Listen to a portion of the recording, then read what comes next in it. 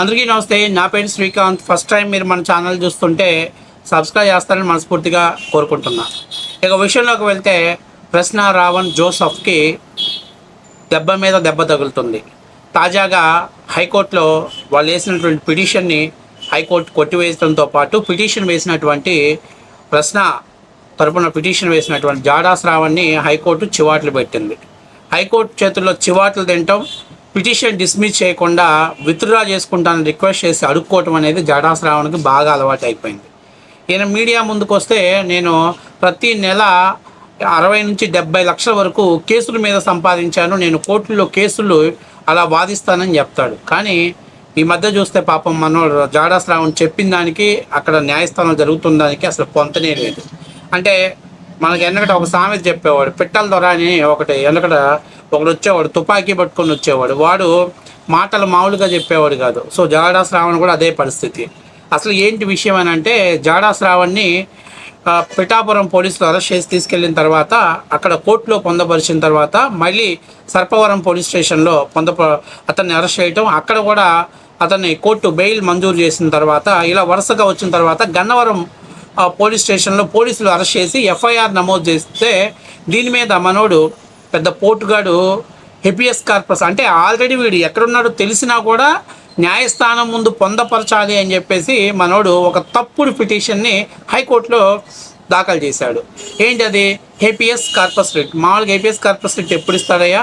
ఒక వ్యక్తిని చట్టబద్ధంగా బంధించినటువంటి వ్యక్తి అడ్రస్ తెలియకపోయినా, ఆ పోలీసులు అరెస్ట్ చేసి అతను ఎక్కడున్నాడో సమాధానం చెప్పకపోయినా అతన్ని న్యాయస్థానం ముందు పొందపరచమని చెప్పడం కోసం వేసేదాన్ని పిటిషనే హెబియస్ కార్పస్ రిట్. కానీ మనోడు గన్నవరం పోలీస్ స్టేషన్లో ఉన్నాడని, గన్నవరం పోలీస్ స్టేషన్లో పలానా కారణం చేత అతన్ని అరెస్ట్ చేశారని అనేటువంటిది, పలానా కారణం చేత అరెస్ట్ చేసిన అతన్ని వైద్య పరీక్ష నిమిత్తం కోర్టులో ప్రొడ్యూస్ చేస్తామని ఆల్రెడీ అంత క్లియర్ కట్గా చెప్పిన తర్వాత కూడా వీడికి దిమాక్ ఉందో లేదో మనోడు హెబియస్ కార్పస్ రిట్ అనేది హైకోర్టులో పిటిషన్ వేశాడు. సో ఆల్రెడీ న్యాయస్థానంలో ఏదైతే ఇతను పిటిషన్ వేశాడో ఆల్రెడీ ఇతన్ని ప్రశ్న రావణ్ని గన్నవరం పోలీసులు కోర్టులో ప్రొడ్యూస్ చేసిన తర్వాత విచారణ చేసి అతను తప్పు చేశాడని నమ్మినటువంటి న్యాయస్థానం అతనికి 14 రోజులు రిమాండ్ విధించింది.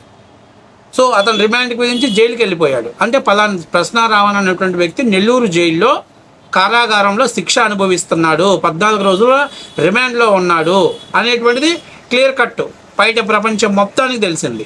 ఇప్పుడు మనోడిని హైకోర్టు ముందు ప్రొడ్యూస్ చేయాలని మన జాడా శ్రావణ్ అంగదిరివాడు హెబియస్ కార్పస్ రిట్ వేశాడు. దాని విచారణకు వచ్చిన తర్వాత ఆల్రెడీ అతను అంటే హెబియస్ కార్పస్ రిట్ ముఖ్య ఉద్దేశం ఏంటి? ఆ పర్సన్ని అరెస్ట్ లిఫ్ట్ చేశాడు, తీసుకొచ్చేశారు, అతను ఎక్కడున్నాడో తెలియలేదు, ఏ స్టేషన్లో ఉన్నాడో తెలియట్లేదు, అతనికి ఏమైందో తెలియట్లేదు, కాబట్టి అతన్ని కోర్టు ముందు హాజరుపరచాలని వేసే పిటిషన్. కానీ ఈ ప్రశ్న రావణ్ అనేటువంటి వ్యక్తి నెల్లూరు కోర్టులో శిక్ష అనుభవిస్తున్నాడు అనేటువంటిది కోర్టు రిమాండ్కి ఇచ్చింది అనేది క్లియర్ కట్గా ఉంది.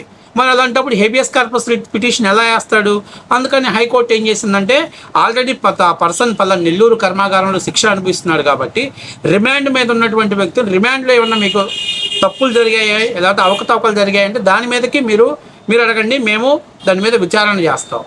లేదు బెయిల్ మంజూరు కోసం పిటిషన్ వేయండి, మేము మంజూరు చేస్తాం. అంతేగాని అక్కడ పర్సన్ ఐడెంటిఫై అయిన తర్వాత మళ్ళీ హెబియస్ కార్పస్ రిట్ ఎలా వేస్తారు అని చెప్పేసి కోర్టు మా జాడా శ్రావణ్ కంటే కనీసం కోర్టు ప్రొసీడింగ్ తెలియనటువంటి వాడు కూడా న్యాయస్థానంలో ఉంటాడా అంటూ జస్టిస్ గట్టిగా మందలించడంతో మనోడు మళ్ళీ బేడమోకం వేసి, లేదు సార్ నేను విత్డ్రా చేసుకుంటాను సార్, పిటిషన్ని డిస్మిస్ చేయక నేను విత్డ్రా చేసుకుంటానని వాళ్ళకి కోర్టుకి అపాలజీ చెప్పేసి ఆ పిటిషన్ని విత్డ్రా చేసుకున్నాడు. ఒక రకంగా చెప్పాలంటే కోర్టు కొట్టేసింది, ఏదైనా కారణమైనా కొట్టేసి ఒరే ముండా ఇది పనికిరాదురా అని చెప్పి మొహం మీద విసిరేశారనమాట. ఇప్పుడు ఈడు అరకోటి గారి మీడియా ముందుకు వస్తాడు, ప్రెస్ మీట్ పెడతాడు, అని ఊగిపోతాడు. ఒరే అసలు నువ్వు ఏ కేసుని ఎలా వేయాలో తెలీదు, ఏ కేసుని ఎలా ప్రొసీడింగ్ చేయాలో తెలీదు, అసలు నువ్వు చదువుకొని లాయర్ అయ్యావా లేకపోతే రిజర్వేషన్ కోటాలో లాయర్ అయ్యావా? అసలు రిజర్వేషన్ కోటా కదా, అసలు కోర్టులో నువ్వు కేసులు ఎప్పుడైనా వాదించి గెలిచావంట? ఒక్క కేసు అన్నా గెలిచిన దాఖలాలు ఉన్నాయా? దానికి సంబంధించిన డీటెయిల్స్ ఉంటే పెట్టరా సామె, బయట పెట్టరా చూస్తా. మొన్న 2-3 కేసుల్లో బెయిల్ వచ్చేసినాయి. ఆ బెయిల్ రావటానికి కూడా అవతల అడ్వకేట్ కావాలని నాకు తెలిసినంత వరకు చాలా తెలివిగా అంటే ఇతను హెపియస్ కార్పస్ రిట్ వేయినంత వరకు, హైకోర్టులో వేయినంత వరకు తెలివిగా కేసులు కోర్టులో ప్రొడ్యూస్ చేసి రిమాండ్కి ఇవ్వకుండా బెయిల్ ఇవ్వటం వచ్చింది. ఎప్పుడైతే వీళ్ళు ఏబిఎస్ కార్పస్ రిట్ వేశారో అప్పుడు అతనికి కోర్టు శిక్ష అంటే అతను స్ట్రాంగ్ ఎవిడెన్స్ తోటి కోర్టుకు సబ్మిట్ చేసి మనోడికి బెయిల్ రాకుండా రిమాండ్కి పంపించే కార్యక్రమం చేశారు. అంటే ఒక రకంగా చెప్పాలంటే జాడాశ్రావణ్ తింగర్తనాన్ని ప్రశ్నారావణ్ గారి మెడకు చుట్టుకుందనేది వాస్తవ విషయం. ఈయనకి ఇంకెంతకు మించిన మొగోడు లేడని ఆ పొన్నవోలు సుధాకర్ ఏమో వైసీపీ పార్టీకి, ఈ జాడాశ్రావణ్ ఏమో ఇలాగ అంటే కూటమి ప్రభుత్వాన్ని బండబూతులు తిట్టే వాళ్ళకి సపోర్ట్ చేయడానికి కేసులు వాదిస్తున్నారు. వీళ్ళ కేసుల్లో గెలిచిన దాఖలాలు లేవు, శిక్ష పడకుండా బయటకు వచ్చిన దాఖలాలు లేవు. ఒకటి వాళ్ళ ఈ ఎవరైతే జాడాశ్రావణ్కి కానీ కేసులు అప్పచెబుతారో వాడు ఆర్థికంగా చిరిగిపోవటం అన్నా చిరిగిపోవాలి, లేదా కేసుల్లో ఓడిపోయి అభాసపాలన్నా అయిపోవాలి. ఇక మా పొన్నవోలు సుధాకర్ సంగతి చెప్పాల్సిన పనిలే. భవిష్యత్తులో ఇప్పుడు దాకా ఒక్క కేసులో గెలిచిన దాఖలాలు లేవు, ఒక కేసును రిమాండ్కి పోకుండా రిజెక్ట్ చేయించుకున్నటువంటి దాఖలాలు లేవు. కాబట్టి ఇప్పుడు నేను జాడాశ్రావణ్ ఏమంటున్నానంటే, నీకు న్యాయస్థానం మీద అవగాహన ఉందా, సెక్షన్ల మీద అవగాహన ఉందా, ఏ సమయంలో ఏ కేసులు పెట్టాలో అవగాహన ఉందా? ఇవాళ వాడిని రెచ్చగొట్టి బెయిల్ వచ్చి రెచ్చగొట్టేసి ఇవాళ వాడి జీవితాన్ని బుగ్గిపాలు చేసి లోపల పడేశారు. మరో పక్కేమో వాడి ఫోన్ని తీసుకొని ఆ ఫోన్లో ఏమున్నాయి, ఏం జరిగింది, ఎంతవరకు నిజం అనేటువంటి పోలీసులు దర్యాప్తు చేస్తుంటే అందులో విస్తుపోయే నిజాలు అయితే పోలీసులు ఇంకా కన్ఫర్మ్ చేయలేదు. కానీ ఇతని దాంట్లో కొంతమంది అశ్లీలత వీడియోలు ఉన్నాయని, అట్లాగే దానికి సంబంధించినటువంటి వాళ్ళని బ్లాక్మెయిల్ చేసినటువంటి వాట్సాప్ చాటింగ్ ఉందంటూ పోలీసులు అఫీషియల్గా చెప్పలేదు. కానీ కొన్ని మీడియా కథనాలు వస్తున్నాయి. సో అది ఎంతవరకు వాస్తవం, ఒకవేళ అది వాస్తవం అయితే పోలీసులు బాధితులు ఎవరైనా కానీ ముందుకు వస్తే వాళ్ళకి న్యాయం చేస్తామని చెప్పడం బట్టి ఇప్పుడు ప్రశ్నారావణ్ బతుకు నాకు తెలిసినంత వరకు గాలివానలో చిక్కిన నావలాగా అయిపోయింది. ఇప్పుడు మొన్నటిదాకా రెక్కలు తగిన పక్షిలాగా ఎగిరెగిరి పడ్డాడు. ఇప్పుడు ఒక్కసారిగా మనోడు గాలివానలో దొరికిన నావలా తయారీ ఎటుపోవాలో తెలియని పరిస్థితి వచ్చింది. ఎవరిని నమ్మాలో ఎవరిని నమ్మకూడదో అర్థం కాని పరిస్థితి వచ్చింది. ఎందుకంటే ఈ జాడాశ్రావణ్ అనేటువంటి వ్యక్తి డబ్బులు కమ్ముడు పోయేటువంటి వ్యక్తి. అలాంటి జాడాశ్రావణ్ని నమ్మి వీడి కేసులు అప్పచెప్పేసి నా ఇష్టాసారంగా నేను గెలుస్తానని ఒక్కసారిగా 2-3 కేసుల్లో బెయిల్ రాగానే చికెన్ స్టాల్ ముందుకెళ్ళి డిక్కీ బలిసిన పోలీస్ తొడగొట్టాడు. ఇవాళ ఏమైంది, తడా మెడ వేరైపోయి ఆ విధమైన పరిస్థితి ఏర్పడింది.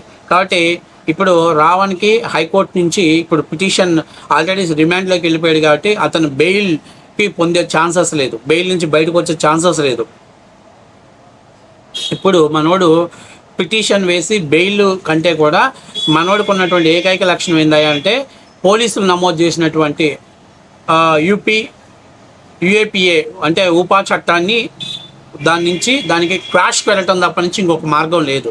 అంటే మనోడు నేను అటువంటి చట్ట వ్యతిరేకమైనటువంటి కార్యకలాపాలను నేను పాడుపడలేదు అని నిరూపించుకోవటం తప్పనిచ్చి నిరూపించుకోకుండా మనోడికి కోర్టులో బెయిల్ వచ్చేటువంటి ఛాన్సెస్ లేదు, 6 నెలల దాకా బయటకు వచ్చేటువంటి ఛాన్సెస్ లేవు. ఇక దీనికి ఉన్నటువంటిది ఒకే ఒకటి, క్రాష్కి వెళ్ళటం తప్ప నుంచి.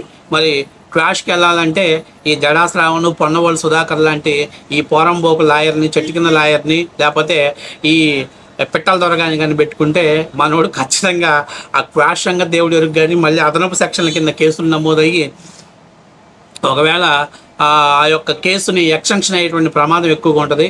ఇప్పటికైనా బుద్ధి తెచ్చుకొని అరే బాబు ఇలాంటి వాళ్ళని కాకుండా మంచి లాయర్ని ఒకరిని పెట్టుకొని, ఆ వైసీపీ అండగా ఉంది కదా,